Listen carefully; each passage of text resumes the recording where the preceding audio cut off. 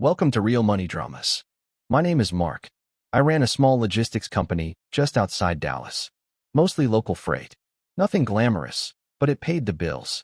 When my brother got laid off, I gave him a job. Handled the finances. Full access.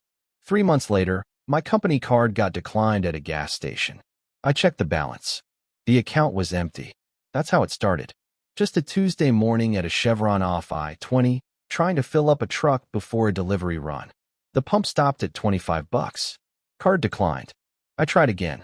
Same thing. I ended up paying with my personal debit card and drove off, thinking maybe the bank had flagged something. Or maybe it was just a glitch. But even before I opened the app, I knew something was wrong. Let me back up. I've always believed family doesn't screw over family. You can argue, you can drift apart, but when it really matters, you show up. That's how we were raised. My younger brother, James, had never really figured things out. Not stupid, just scattered. He bounced between jobs, sales, warehouse shifts, even tried to flip motorcycles once, lost money on every one. He wasn't the guy you called for advice. But he wasn't a liar. At least, that's what I believed. When he called me one night and said he'd been let go, I didn't hesitate. I didn't ask what happened. I just asked, "What do you need?" He said, "Just a chance. I don't want a handout." So I gave him one. I was running the company solo, juggling clients, invoices, gas cards, taxes, and late nights. What I really needed was someone to handle the back end, finances, paperwork, talking to the bank. The boring stuff I never had time for. I brought him in, set up a small desk in the office, gave him access to the books, showed him how we ran payroll and filed quarterly.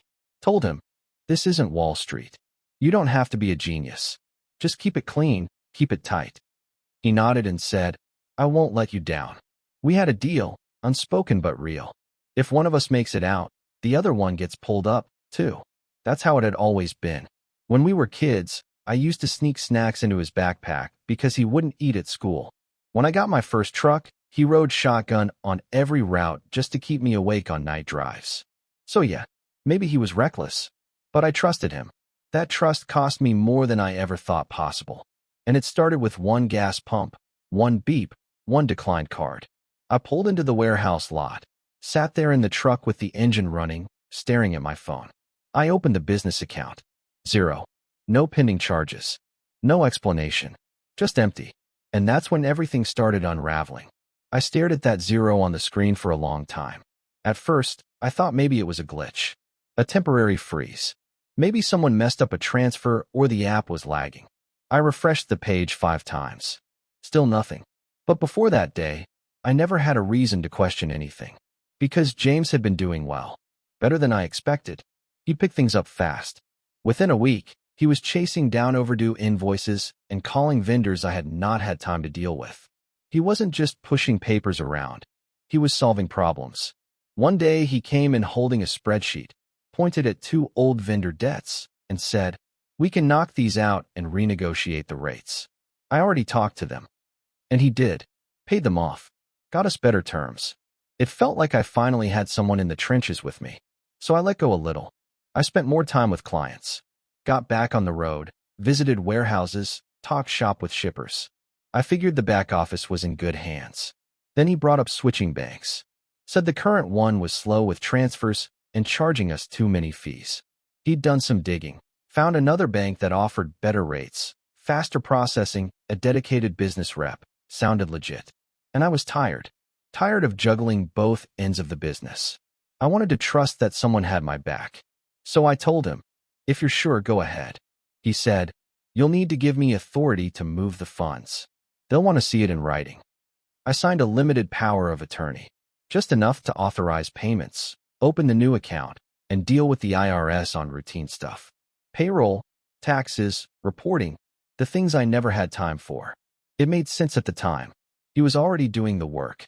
This just made it official. And after that, things moved fast. New account set up. Bills started getting paid quicker. I stopped getting calls about delays. Even the IRS letters, the usual quarterly stuff, stopped piling up on my desk.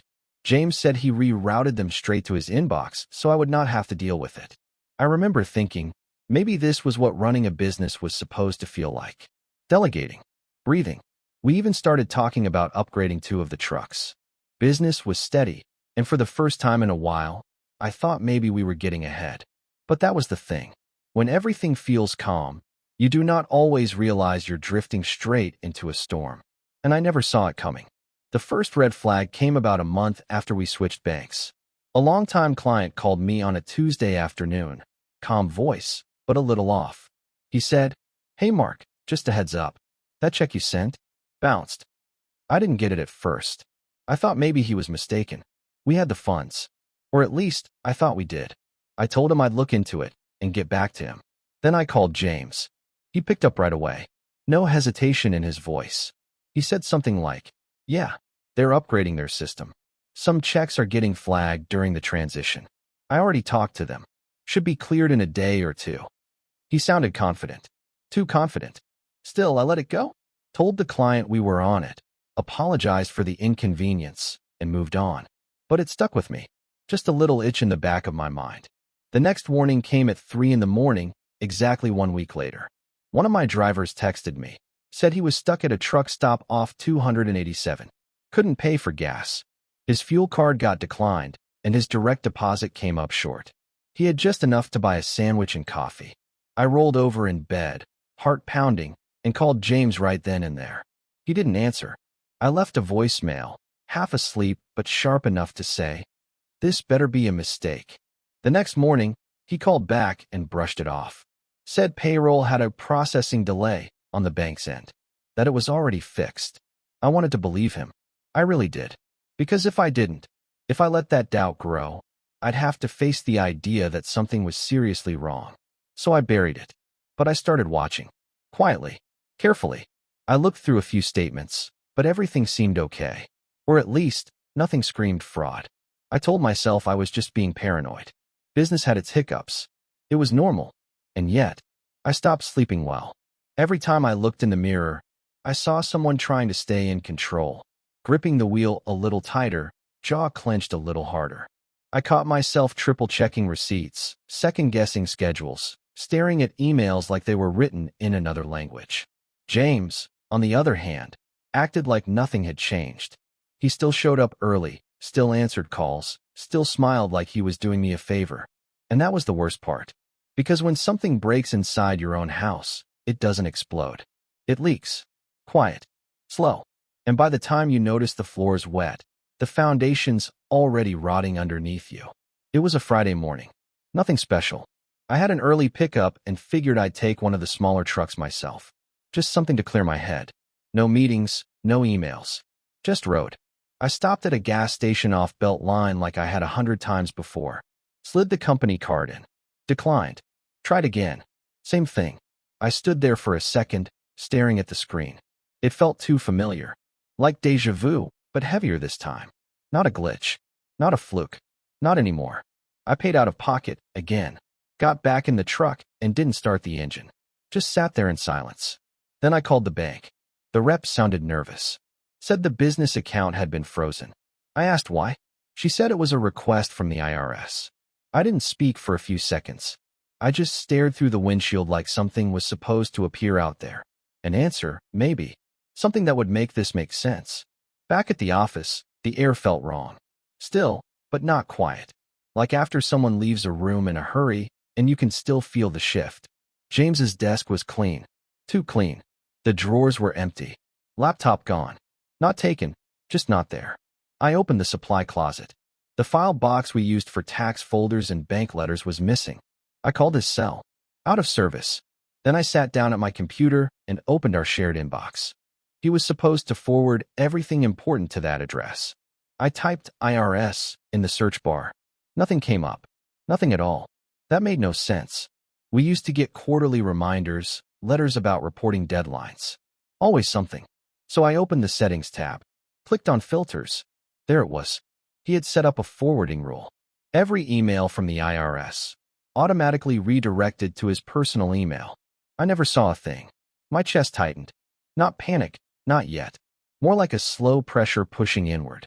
I kept scrolling, opening folders, trying to trace when this started. 3 months ago. Right after the bank switch. Right after the new account went live. That was when the silence began. He built a wall around me, brick by brick, made of routines and reassurances. I thought I was running the business, thought I was in charge, but I had no idea what was happening behind the glass. And now, the lights were still on, the trucks were parked, the office smelled like burned coffee. But the business? It was already gone. The next week was a blur of phone calls, printed statements, and closed doors.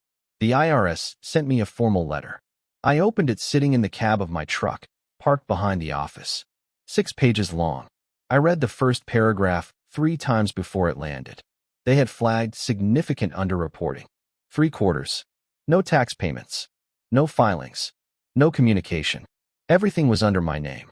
The business was registered to me. The payroll. The taxes. The vendor forms. All of it. My signature. My EIN. My mess. But the deeper I dug, the more clear it became. James had been busy. Using the power of attorney I gave him, he signed all the returns. The forms looked official. The numbers were clean, on paper. But the payments? Fake. He had submitted digital receipts, showing that taxes had been paid, but they were forged. The account numbers didn't match. The transaction codes were made up. And that was just the beginning. I called the bank, asked for a full audit of our outgoing wires. The rep put me on hold for almost 20 minutes. When she came back, her voice had changed. Slower. Careful. She asked if I recognized a company called LT Freight Services. I didn't. She said we had sent them 5 transfers over the past 2 months, totaling $86,000. The paperwork listed them as a subcontractor. Something about laying contracts and overnight runs. It was worded to blend in. Looked like something we'd normally pay for. Only, we didn't have any contract work like that. I asked for the business registration info. She sent it to me. The address was fake. The contact number went to a disconnected prepaid line. The routing number belonged to an account under James's name. He had created a shell company, paid himself from our business, masked it as external work. And then, when the heat got too close, he vanished. Not a trace. No warning. Just gone. Every withdrawal he made was below the reporting threshold, small enough to avoid suspicion. But over time, it drained the account. I watched the numbers fall across the spreadsheet like drops from a leaking pipe. $86,000. Gone. But the number was not what hit me hardest. It was the fact that I had signed every document that let it happen. He used my name, my trust, my business, and turned them into his cover. I built that company with 10 years of sweat, nights on the road, broken contracts, and late rent. And in 3 months, he wiped it out, without touching a single truck. I walked through the front door that night, and didn't even take off my boots. Just stood there in the kitchen while my wife stared at me across the counter. Her arms were crossed, bills in one hand. She asked, "Why hasn't the mortgage cleared?" I opened my mouth, but nothing came out. How do you explain something like that? How do you say, "I gave my brother access to everything, and now it's all gone"? How do you say, "The business is frozen, the government is coming, and I don't even know where to start digging"? I said something vague. Bank issue, we're sorting it out. She didn't believe me, and she was right not to. The next day, my son came into the garage holding a printed email. It was from the admissions office at a state college. He had gotten in. He was smiling, excited, already talking about classes. But at the bottom of the email was the tuition deposit deadline. 3 weeks. I looked him in the eye and told him we'd figure it out. Then I walked back into the house, shut the bathroom door, and sat on the edge of the tub for 20 minutes, staring at the wall. There was nothing to figure out. The money was gone. I started getting calls from drivers. One asked if payroll was delayed again. Another said his last check bounced. A third one just said he was done. Can't keep working if you can't pay, man. By the end of the week, I was alone in the office. Phones still rang, but no one answered them. I unplugged the landline. Emails piled up, and I stopped checking. The truck sat parked in the lot like broken promises. Half-fueled and used. Vendors stopped returning my calls. One client said he heard we were under investigation. Another said he'd already signed with someone else. You can build a reputation over 10 years. You can lose it in 2 phone calls. And every day, I woke up to more damage. Letters from the IRS. Notifications from the bank. Legal notices I didn't understand. I tried to reach a CPA, But after hearing the situation, he said I needed a lawyer. The air inside the office felt heavy. Like every drawer, every folder, every stapler carried the weight of what I lost. And at home, I started keeping my phone in my pocket even during dinner. Not because I expected calls, but because I was afraid of them. There was no crisis to solve anymore. No fires to put out. There was just silence. And the wreckage. 2 days after the last driver quit, I drove to the police station. No appointment. I just walked in, asked to speak with someone about financial fraud, and sat in a plastic chair for nearly an hour before anyone called my name. I laid it all out. The forged payments, the fake company, the missing money, the IRS freeze, everything. I even printed out statements, brought a folder with timelines, emails, and screen captures. The detective flipped through the paperwork slowly, nodding, asking quiet questions, writing things down. When I finished, he leaned back and said, "You have a case here, but it's going to be complicated." He wasn't wrong. Next came the lawyer. I had to borrow money just to retain him. We met in a shared office space on the east side of town, nothing fancy. He listened, took notes, asked sharp questions, and within 10 minutes he'd gotten to the part one was dreading. "Did you give him legal authority?" I told him yes. Limited power of attorney. For banking. For taxes. He looked up and said, "Then technically, you're liable for anything done under that agreement, even if it was in bad faith." I sat there in silence. The fan in the corner hummed. A clock ticked too loudly. He told me we could fight it. We could try to prove intent, fraud, deception, but it would take time. And even if we won, it wouldn't wipe the debt. The IRS would still want their money. The bank might cooperate, or they might claim I failed to supervise. Everything we did from here on out was damage control. There were days I wanted to tear everything down and walk away. Let the company dissolve. File bankruptcy. Change my name. Start fresh. But then I'd think of my wife, opening that mortgage statement, or my son, holding that college acceptance letter, or those trucks, parked in the lot with dust on the windows and my name still printed on the doors. So I stayed. I filled out reports, signed legal filings, sat through meetings with auditors and federal agents. I took responsibility because there was no one else left to take it. I didn't sleep much during those weeks. I lived on coffee, did paperwork in silence, waited for news that never seemed to come. And deep down, some part of me still hoped James would reach out. Say something. Explain. Apologize. But all I heard was silence. And the more I faced the facts, the legal facts, the financial facts, the clearer it became. I didn't just give him access. I gave him permission. And the system didn't care why I did it. A month later, I got a call from a guy I used to know back when I first started out, Rick. We had not talked in years. Used to swap referrals, covered each other's overflow loads, that kind of thing. He said he had something I needed to hear. He was working a short-term contract out in Arizona, helping a mid-sized outfit set up regional freight operations.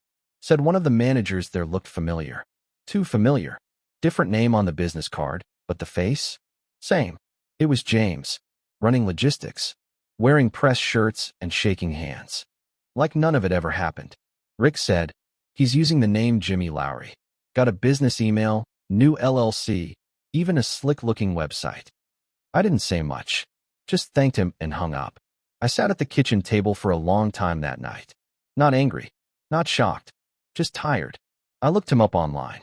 He had a LinkedIn profile with almost no details. No mentions of Dallas. No mention of me. But it was him. Same photo from the year we took company headshots. Cropped tighter, new last name, but the same smirk. He wasn't hiding. He was just somewhere else. And then I did something I didn't plan. I wrote him. Not from my main email. I made a new one. No name, no signature. Just a plain message. No threats.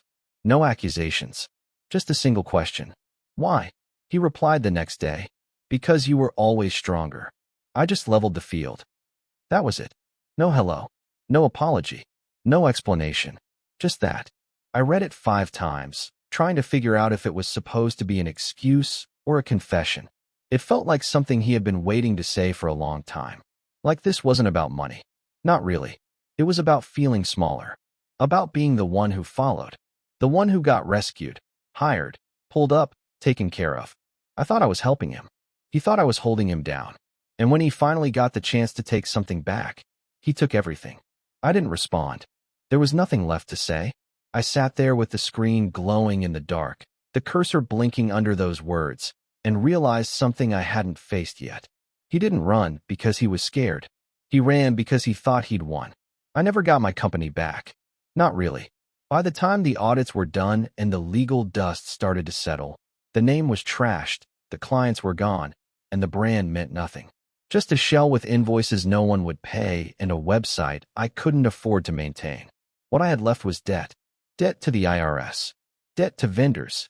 Debt to a lawyer who worked overtime just to keep me from losing the house. Some days I still get letters, dry legal notices stamped with dates and balances. Some I open. Some I toss into a drawer and pretend I'll deal with later. But I kept driving. I sold off what I could. Kept one truck. Old, loud, scratched up, but still running. I repainted it myself, blacked out the name, registered it under a new LLC. Nothing flashy, just enough to keep rolling. Now I haul loads under contract. No employees. No office. Just me and the road. Different clients every week. Different pickup docks. New rules, new routes, new names on the paperwork. No one asks questions. They just want the cargo moved. I like that part. It's clean. I sleep in cheap motels or in the cab. I eat when I can. I keep receipts for everything, paper only. No apps. No cloud. I don't save passwords in my phone anymore. The password to my new business account? It's written by hand on a piece of paper, locked in a safe bolted to the truck floor. One copy. No backups. Because I don't trust anyone with that access again. Not even myself. I watch the fuel gauge like it's a warning light. I double-check every client's payment terms before signing. I don't allow deposits to be handled by anyone else. I run everything through my own hands. Sometimes, when I'm cruising down an empty highway and the sun hits the mirror just right, I catch a glimpse of myself. And for a second, I don't recognize the man behind the wheel. There's no uniform, no logo, no company name on the side of the door. Just miles behind me and miles ahead. That's the strange part. I didn't crash. I didn't burn out. I didn't quit. I just kept driving. And somewhere along the way, I stopped trying to fix what was gone. Now I just focus on what's right in front of me. One shipment, one invoice, 1 mile at a time. Thanks for staying till the end. What's your take on this story? Let me know in the comments. Subscribe. More true and hidden stories are coming soon.